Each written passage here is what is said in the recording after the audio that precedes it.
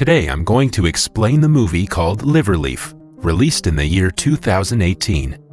The movie begins with the main character of the movie, Haruka Nozaki, opening her school locker to find dirt and dust inside it.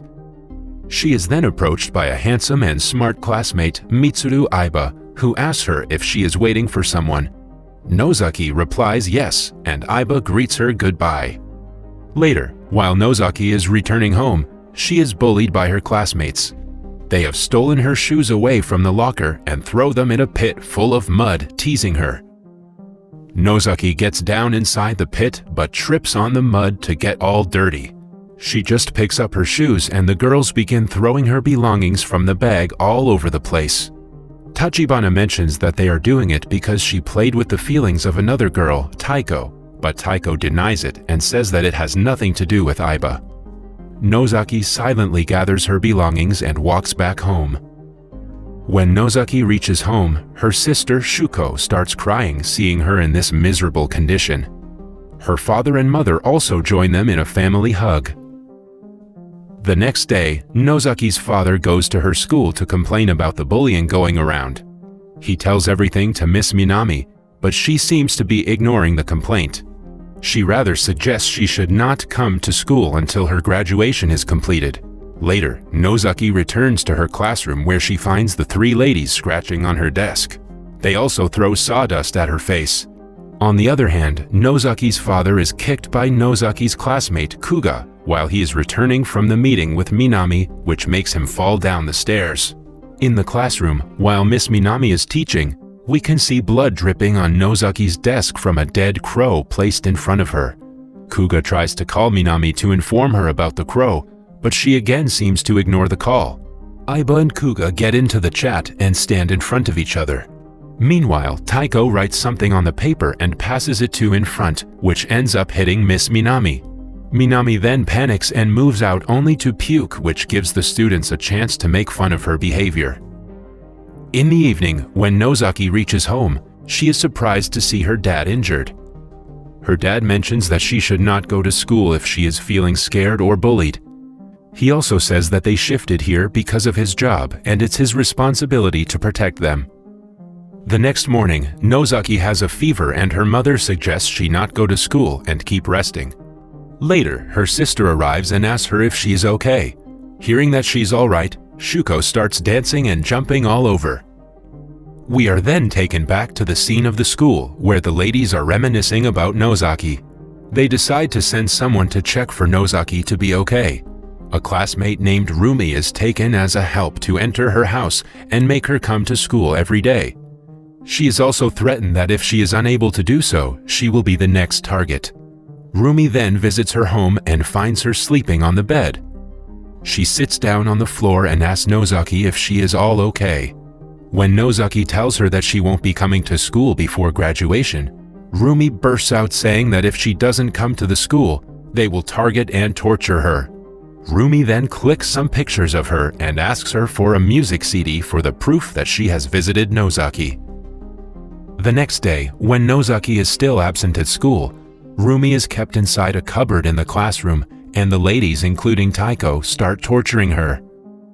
On the other hand, we can see Nozaki and her sister walking happily through the forest road where they come across Aiba, who is clicking pictures. He is happy to see them and also takes a picture of the sisters. During taking their picture, he mentions that it's the first time he is taking a human picture. At school, we can see that Rumi is being bullied and her hair is being cut randomly by Taiko. When Taiko asks her if she hates Nozaki, she replies that she wants to kill her. The next day, Nozaki shows the picture that Aiba had taken and she likes it a lot. We can see Aiba waiting for her outside her house. She then waves goodbye and leaves the house with Aiba. The duo roam around the riverside the whole day taking pictures and enjoying each other's company. Aiba mentions that after the snowfall, the city would look more beautiful and accidentally touches her hand. He apologizes for that, but she says it's okay. He then touches her hand deliberately, and she just smiles.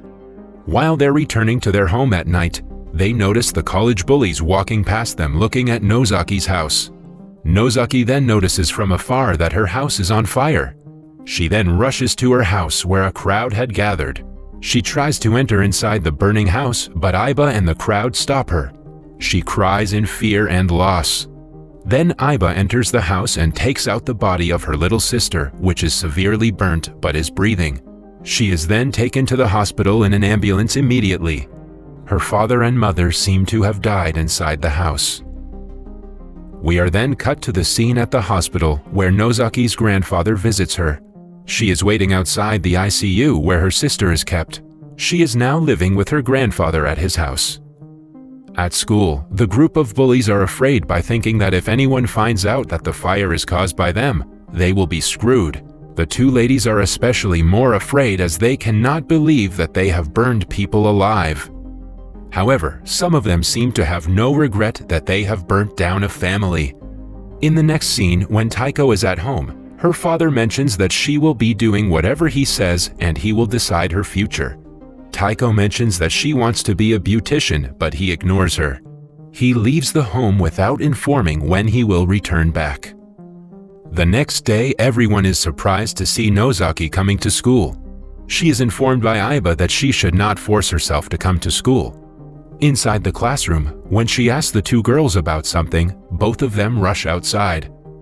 Tachibana, the two girls, and Nozaki are walking to the same pit where she used to be bullied before.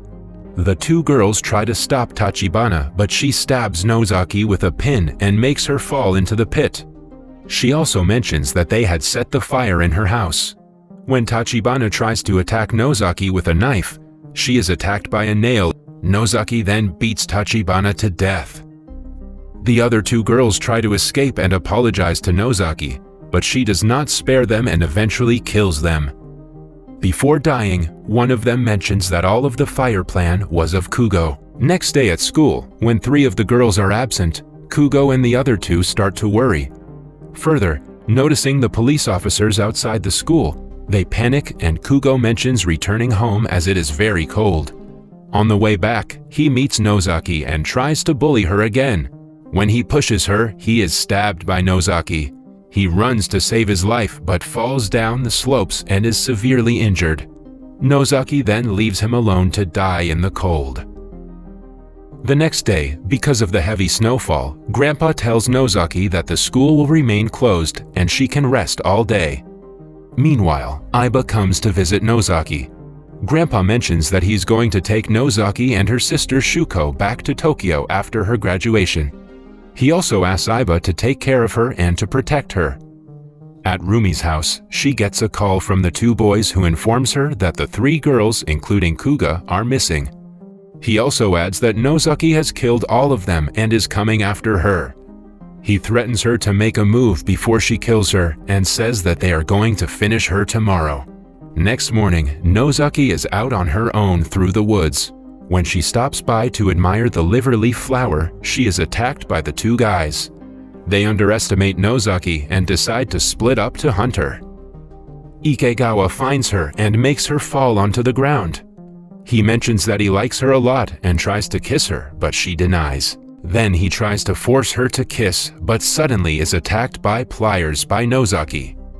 Another boy from a distance tries to aim at Nozaki with an arrow, but shoots right through Ikegawa's head and kills him.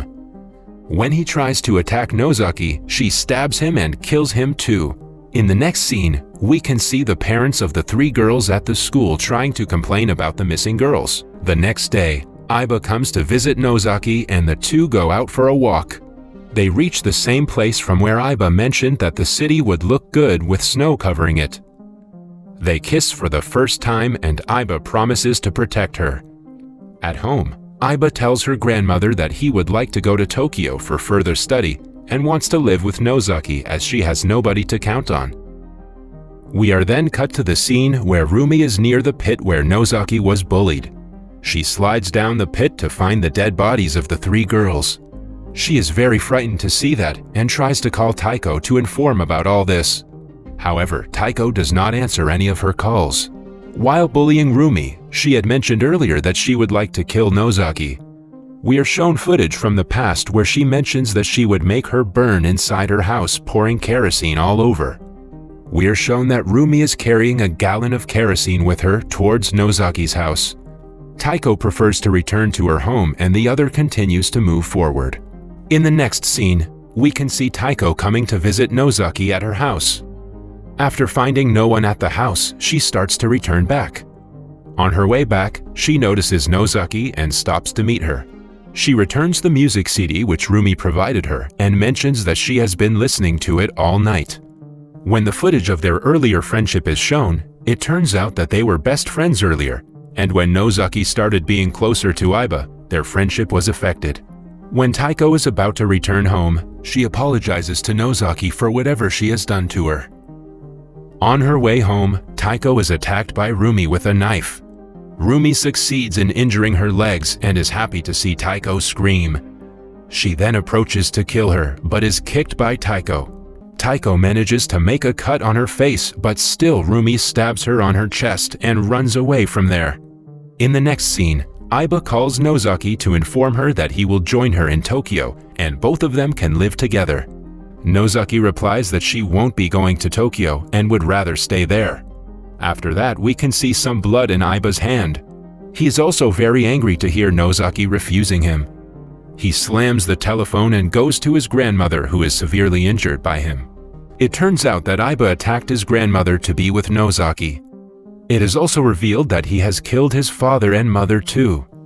We can deduce that Aiba is also the one who has been bullied in his childhood by his father. Later, he leaves his grandmother on the floor to die. At Rumi's home, she is afraid, and when her mother asks her about what has happened, she just stabs at the door and requests her not to be so nice to her. Meanwhile, the parents of the missing students gather together at the school asking for details about their children. Miss Minami arrives there and the parents start insulting her. Minami explodes her anger of being bullied every single day and she vomits again. She falls on the road and gets crushed by the snow shredding machine to die instantly. At the hospital, we see Rumi trying to burn Shuko. Nozaki arrives in time and attacks her. When Rumi mentions that she should not kill anyone in front of her sister, she leaves her and Rumi runs away. While Nozaki is speaking with Aiba, a nurse comes running to inform Nozaki that her grandfather is severely injured and is at the hospital. Nozaki feels suspicious of Aiba and rushes towards him to check his hands. Her suspicion becomes true as she finds Aiba's hand full of blood.